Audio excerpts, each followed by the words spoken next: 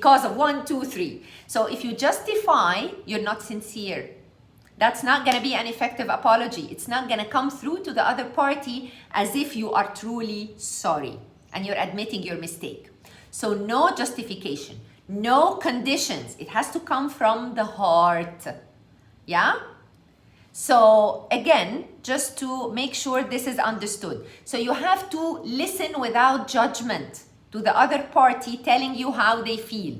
You really must invite them as well to tell you how your behavior made them feel or impacted them. Yeah? Do not make any excuses or shift the blame on somebody else. Always ask permission to have that conversation. So don't just barge in and talk about it, you know? Announce yourself.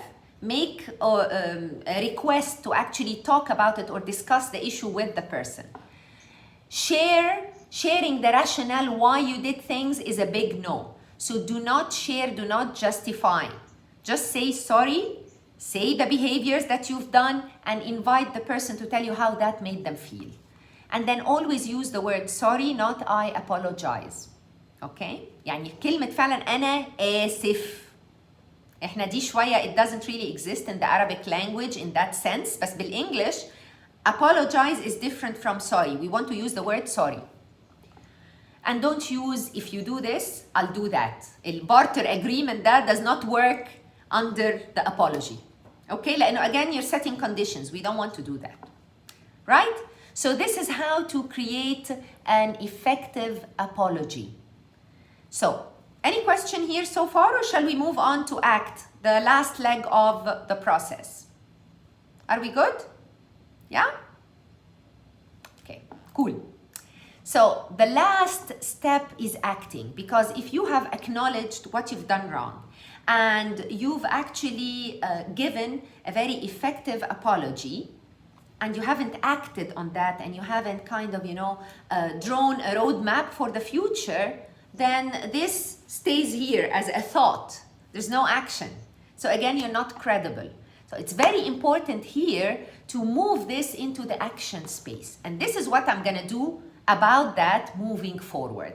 And here you're identifying actions to take, you're agreeing, yeah, how this relationship will look like moving forward. All right. And finally, set a check-in date. Okay, we've agreed now. Let's say you're having this conversation with one of your direct reports or a colleague. And this colleague or that person was late in delivering, part of the deliverables in a project, for example.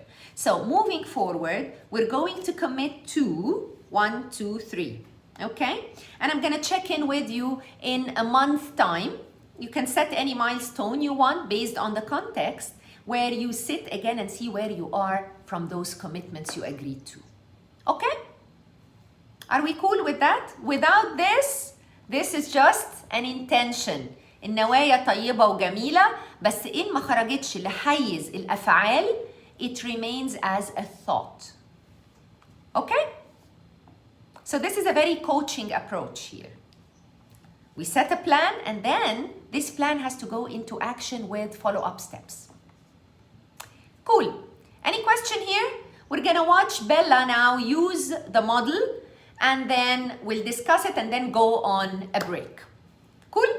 So let's see this process in action where Bella fixes and mends the relationship with Rick.